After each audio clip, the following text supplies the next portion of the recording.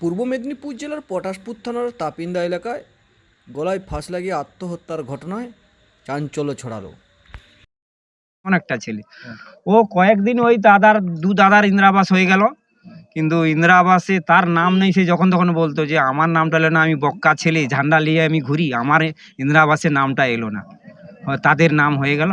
এই থেকে একটা মাথায় নিয়ে যেত, এমনিতে একটু মাথা একটু এদের মতো যখন তখন গড় করতো, ঠাকুরের দিকে গড় করতো, কারণ মাথা তত যোজনায় ওর নাম নাই থাকার জন্য দুটি মেয়ে সংসার চালাবে কি করে, বাড়ি নেই, বাড়িও করার মতো তো ক্ষমতা নেই।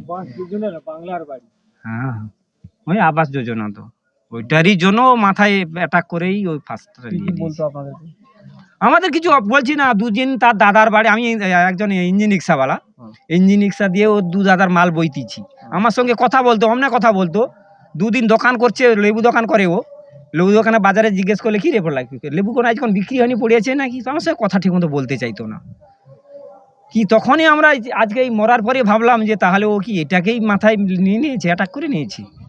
বলতো যে আমার নাম নেই। না, আমার নাম নেই। ওর বৌদিদের নাকি বলছে যে আমার নামটা, আমি ঝান্ডা নিয়ে ঘুরতাম, ফার্স্টে আমার নামটা ছিল কিন্তু আমার নাম নেই।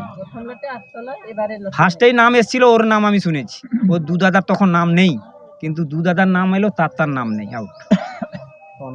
আমার নাম পল্টু কুমার জানা।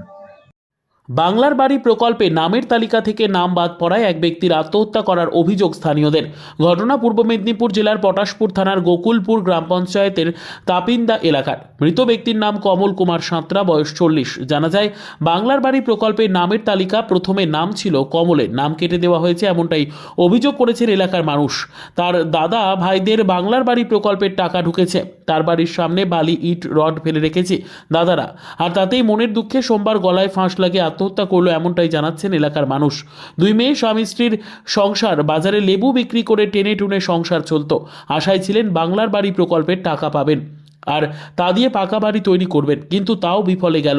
সেই চিন্তায় গলায় ফাঁস লাগিয়ে আত্মহত্যা মনে করছেন এলাকার মানুষ। মৃতদেহ উদ্ধার করে ময়নাতদন্তে পাঠালো পটাশপুর থানার পুলিশ। আপনার নাম? আমার নাম অনুপ কর। আচ্ছা, এই যে কমল সাঁতরার মৃত্যুর কারণ কি, ফাঁসি লেগে গেল?